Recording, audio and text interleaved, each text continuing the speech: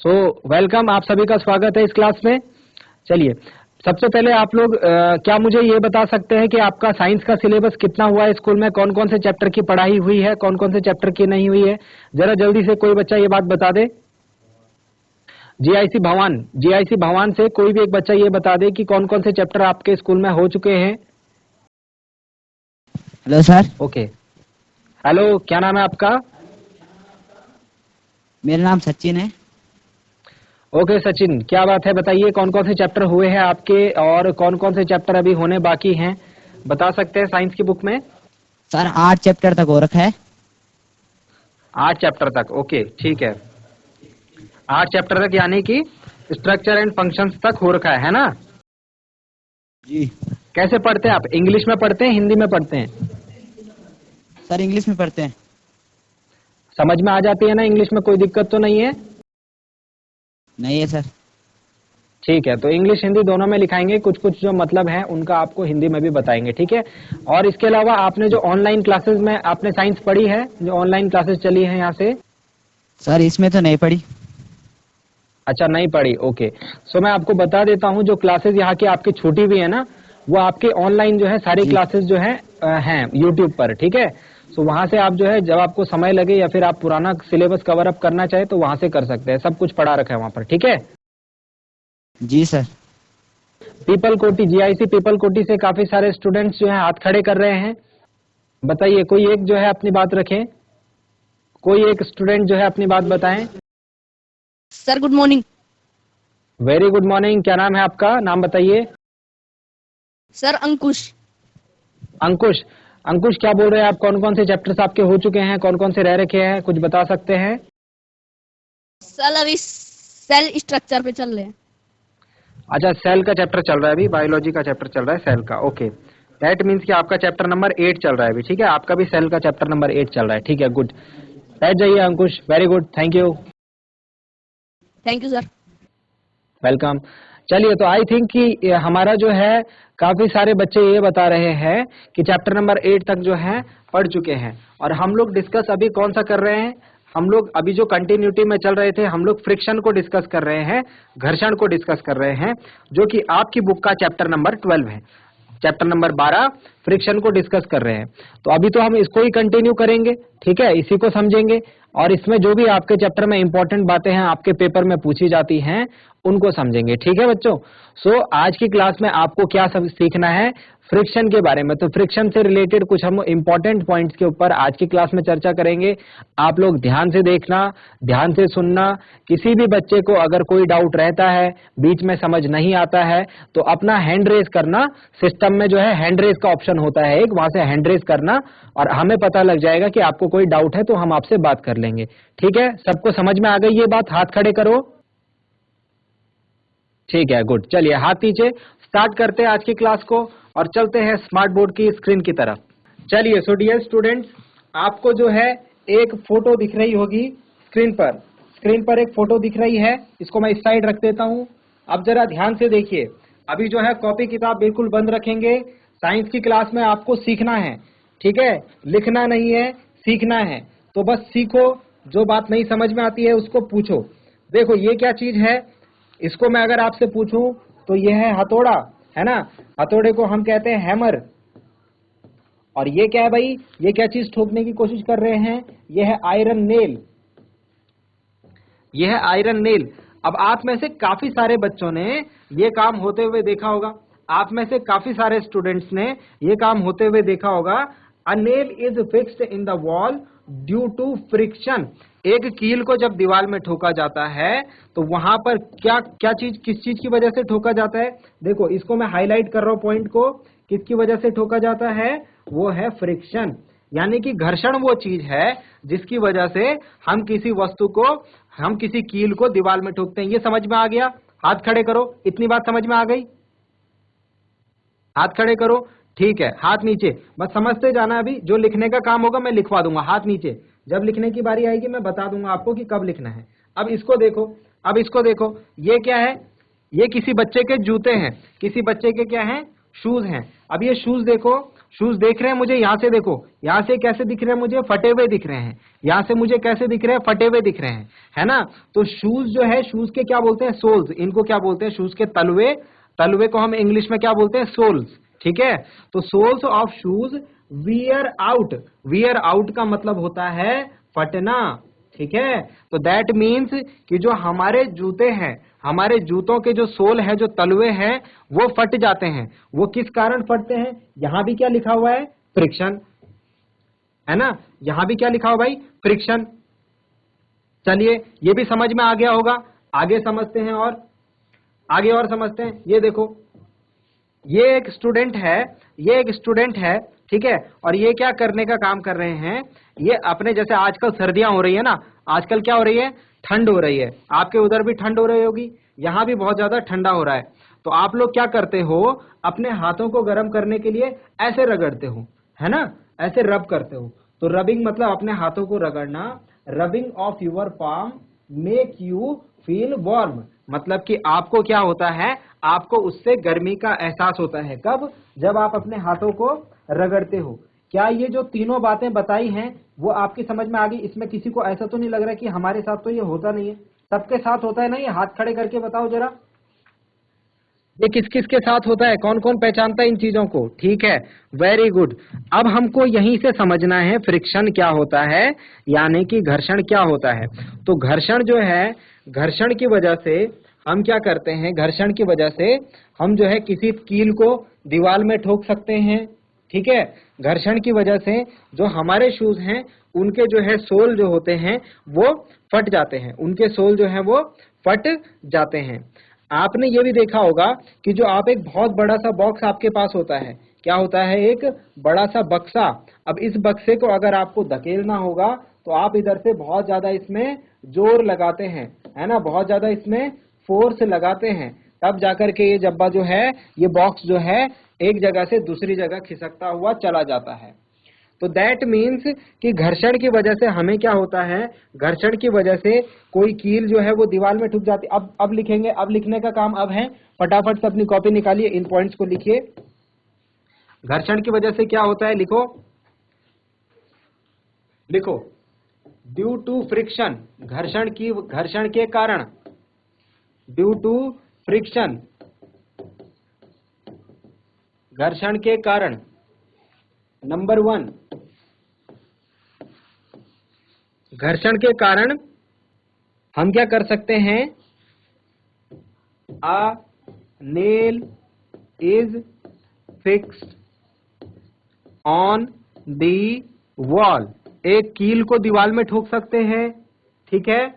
इसके अलावा चलिए सभी बच्चे लिखेंगे, कोई भी गप्पे नहीं मारेगा, कोई भी बातें नहीं करेगा, मैं यहाँ से सारे बच्चों को देख रहा हूँ, ठीक है। चलिए जल्दी जल्दी से समझेंगे और लिखेंगे। A nail is fixed on the wall, ठीक है। Soles of shoes wear out, ठीक है। और क्या देखा था हमने, और क्या देखा था हमने, रबिंग ऑफ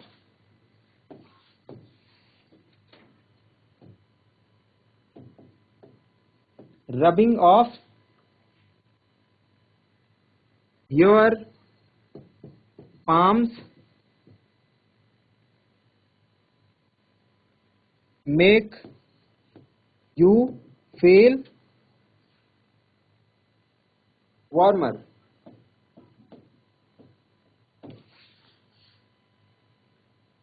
ठीक है। नेक्स्ट हम लिखेंगे इसमें, नेक्स्ट एक और है, एक और कारण देखो, एक और कारण देखिए यहां पर, ये वाला, इसमें देखिए ये क्या कर रही है बच्ची, देखो ये एक स्टूडेंट है, ये क्या काम कर रही है, ये देखो ये माचिस की तीली को जलाने का काम कर रही है ना, ये देखो ये माचिस की तीली को क्या कर रही है, जलाने का काम कर रही है। तो कैसे जला पा रही है, माचिस की तीली को जोर से हम क्या करते हैं, माचिस के जो रेगमाल टाइप का कपड़ा होता है उसके ऊपर रगड़ते हैं, है ना, तब जाकर के क्या होती है, माचिस जलती है। तो striking a match stick produces fire by friction, देखो यहाँ भी फ्रिक्शन लिखा है, मतलब यहाँ भी घर्षण लिखा है। तो घर्षण की वजह से ही ये काम भी हो रहा है। इसको भी लिखेंगे इस लिस्ट में, इसको भी लिखेंगे, लिखो striking a matchstick, striking a matchstick produces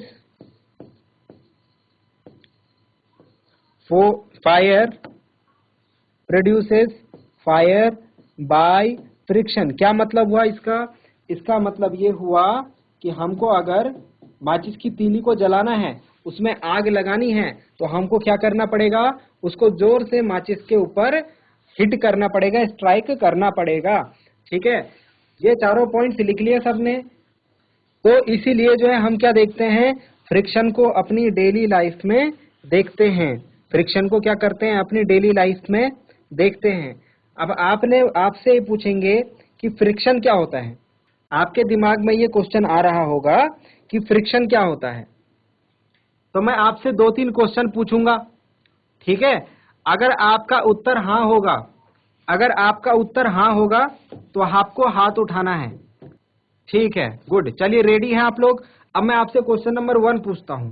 जैसे हमको क्या करना पड़ता है, जैसे हमको कोई बहुत भारी चीज जो है हिलानी पड़ती है, बहुत भारी चीज हमको हिलानी पड़ती है ना, एक जगह से दूसरी जगह।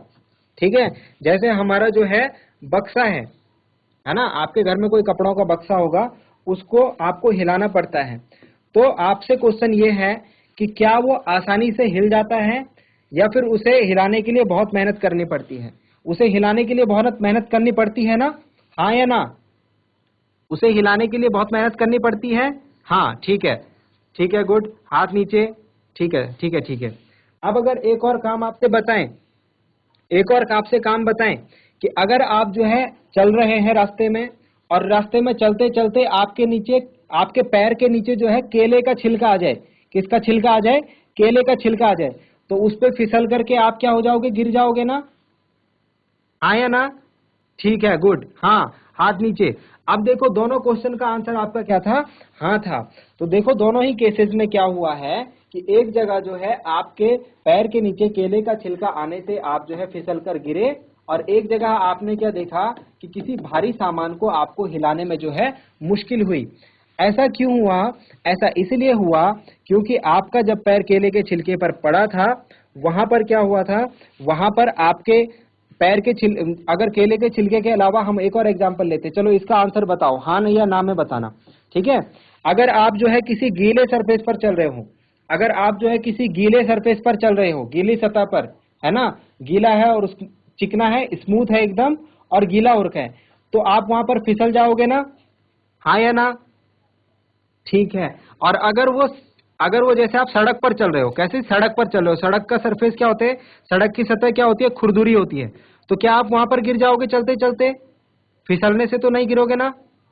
ठीक है, मतलब किसी ने हाथ खड़ा नहीं करा, मतलब नहीं गिरेंगे। तो आप समझ गए। देखो, सतह, सरफेस, हम किसकी बात कर रहे हैं? सतह की। इस बात को समझो बच्चों, सतह की बात कर रहे हैं, सरफेस की बात कर रहे हैं। हमने क्या बोला? अगर जो सतह है वो चिकनी है, वो स्मूथ है, कैसी है?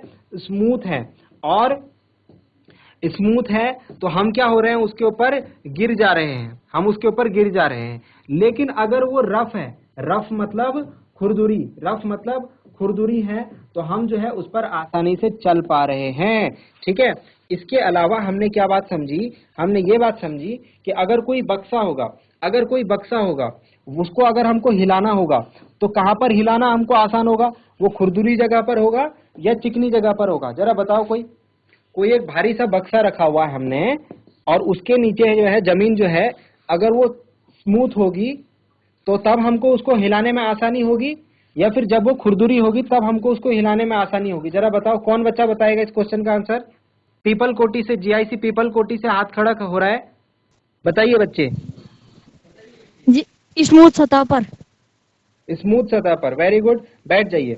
अब आप सब लोग समझ गए होंगे। क्या नाम है आपका? नाम बताइए एक बार। जीआईसी पीपल कोटी बच्चे अपना नाम बता दीजिए। भरत। तो बैठ जाइए Bharat.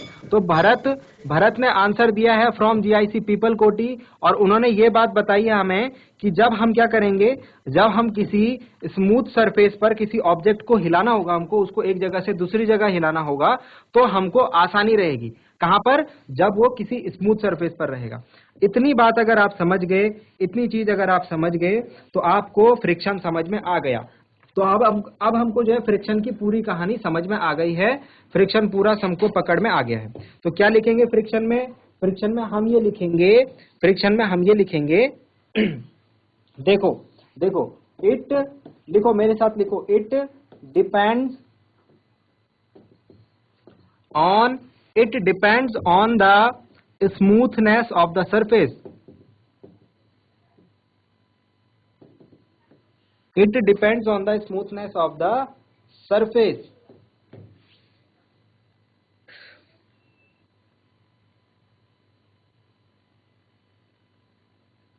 It depends upon the smooth surface. पहली बात हमको ये पता लग गई कि जो फ्रिक्शन है वो इस बात पर निर्भर करेगा कि जो सतह है वो कैसी है, जो सतह है वो कैसी है। अगर वो स्मूथ है, चिकनी है, तो वहां पर मूव करना आसान रहेगा। अगर वो रफ है, खुरदुरी है, तो वहां पर मूव करना मुश्किल रहेगा। ठीक है, चलिए नेक्स्ट पॉइंट देखो। नेक्स्ट पॉइंट में आपको एक छोटा सा प्रैक्टिकल करना है, छोटी सी एक्टिविटी करनी है। जब एक्टिविटी की बात आएगी तो सबके सब करेंगे। अपनी टेबल के ऊपर एक बुक को लेंगे, एक बुक को रखेंगे, ठीक है, और उस बुक को एक बार इधर से उसको धक्का देंगे, इधर से उसको क्या करेंगे, पुश करेंगे। तो आप देखेंगे ये बुक जो है थोड़ा सी आगे जाएगी और यहां पर रुक जाएगी। देखो, करके देखो। ठीक है, गुड, सारे बच्चे कर रहे हैं experiment, very good very good. चलो, तो हमको क्या समझ में आया? अब बस हो गया, अब इतना ज्यादा नहीं, खेलना नहीं है, एक्टिविटी करनी है। तो हमें क्या समझ में आया कि हमने इसको भाई यहां से पुश करा बुक को, और ये थोड़ा सी आगे जाकर के अपने आप रुक गई। कोई आया तो नहीं इसको रोकने? नोबडी, कोई नहीं आया, ये अपने आप रुक गई, है ना, अपने आप रुकी बुक। चलो, अब की बार क्या करो, अब की बार दूसरा काम करो। अब की बार एक बार और इसको क्या करो, इस बुक को अब की बार यहां से पुश करो, इधर से। तो इधर से जब आप पुश करोगे उल्टी दिशा से, है ना, जब जहां से आपने पहली बार करा था उसकी उल्टी दिशा से, तो अब की बार क्या देखोगे, ये थोड़ा सी और आगे आई और यहां पर भी रुक गई। अब की बार भी इधर कौन था? अब की बार भी इधर कोई नहीं था, अब की बार भी नोबडी। तो ये बुक जो है रुक क्यों रही है? हमारे दिमाग में क्वेश्चन आ रहा है, ये बुक रुक क्यों रही है? अब रुक जाइए, सबके सब रुक जाइए। अब मैंने आपसे एक क्वेश्चन पूछा, ये देखो, ये बड़ा सा क्वेश्चन मार्क है, बड़ा सा क्या है, क्वेश्चन मार्क। जब भी एक्टिविटी करेंगे तो हमको क्या करना है, जब भी कोई एक्टिविटी करनी है तो ये बड़ा सा क्वेश्चन मार्क हमारे दिमाग में आएगा। हमारे दिमाग में क्या क्वेश्चन आया कि जब हम इस बुक को पुल कर रहे हैं या फिर इसको धकेल रहे हैं तो ये अपने आप क्यों रुक रही है? कोई भी इसको आकर नहीं रोक रहा है, तो ये क्यों रुक रही है? कोई बच्चा इस क्वेश्चन का आंसर दे पाएगा? कोई भी बच्चा इस क्वेश्चन का आंसर दे पाएगा कि ऐसा क्यों हो रहा है? ओके, जीआईसी पीपल कोटी, बताइए बच्चे, क्या आंसर है आपका? फ्रिक्शन की वजह से। Due to friction, very good. अरे इतना सा तो गैस करना था आपको, अभी तो हम फ्रिक्शन पढ़ रहे हैं ना, तो फ्रिक्शन की वजह से ही हो रहा होगा ये काम। Very good. क्या नाम है आपका? नाम भी बताइए अपना। अंकुश। अंकुश फ्रॉम पीपल कोटी। दो बच्चों ने पीपल कोटी से आंसर दिया है, वेरी गुड। बैठ जाइए, मैं देख रहा था अभी पीपल कोटी के बच्चे जो है एक्टिविटी को कर भी रहे थे क्लास में, वेरी गुड। तो हम क्या कह रहे हैं, हम ये कह रहे हैं जब भी वस्तु की हम क्या करते हैं, मोशन करते हैं। जब कोई वस्तु चल रही होती है, जब कोई वस्तु क्या कर रही होती है, चल रही होती है। जैसे आपने देखा किताब चल रही थी इधर से इधर को, तो एक जो है इनविजिबल, एक कौन आया, इनविजिबल आदमी। इनविजिबल कौन होता है? जो दिखता नहीं है, जो दिखाई नहीं देता, ठीक है। अब इसे भूत मत बोल देना, ठीक है, जो दिखाई नहीं देता। तो एक इनविजिबल जो है फोर्स यहां पर आया। इनविजिबल कौन है भाई? जो दिखाई नहीं देता। हमने बोला ना कोई भी नहीं था, फिर भी किताब कैसे रुक गई?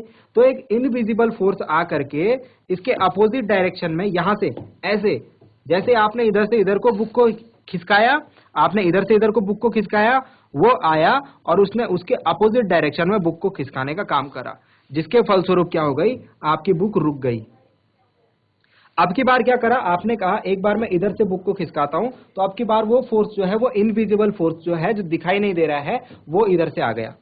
तो ये इनविजिबल फोर्स क्या काम करेगा बच्चों? ये हमेशा जब भी आप किसी वस्तु को गति कराने का प्रयत्न करोगे, क्या कराने का प्रयत्न करोगे? गति, यानी मोशन में लाने का प्रयत्न करोगे, ये हमेशा आ जाएगा। ये हमेशा आ जाएगा और उस गति को रोकने का काम खराब, आपका जो काम है उसको खराब करने की कोशिश करेगा।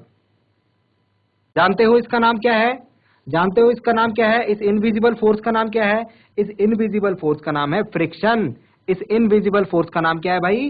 फ्रिक्शन। अभी अभी हमें बताया अंकुश ने, ठीक है। तो अब हम इस पॉइंट को जो हम समझे, इसको भी हम लोग लिख लेते हैं अपने दिमाग में, इसको रख लेते हैं क्या? चलो लिखो, जरूर मेरे साथ लिखो। Force of friction. देखो फ्रिक्शन को हम क्या कहते हैं? पूरा नाम फोर्स ऑफ फ्रिक्शन। फ्रिक्शन क्या है? एक फोर्स है, ठीक है। फोर्स को, फ्रिक्शन को हम पूरा नाम क्या देते हैं? Force of friction. Force of friction always opposes the applied